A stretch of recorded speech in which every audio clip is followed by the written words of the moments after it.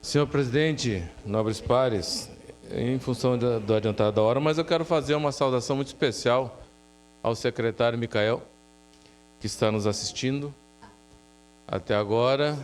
O Micael está nos assistindo. Óbvio que eu votarei favorável. Ele está nos assistindo. Veja que tem uma pessoa nos assistindo, isso é bom, fora os familiares.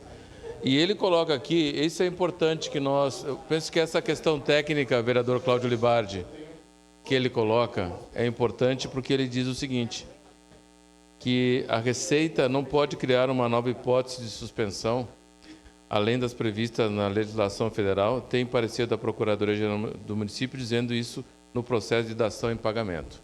Então, talvez seja uma discussão que nós possamos fazer mais adiante, mas penso que, tecnicamente, inclusive, algumas das emendas, elas não conseguem passar por conta dessa contrariedade. Então, eu votarei favorável, mas acho que essa explicação técnica e também por respeito ao secretário que está acompanhando até agora, que penso que seria importante essa explicação. Por óbvio, votarei favorável. Era isso, senhor presidente.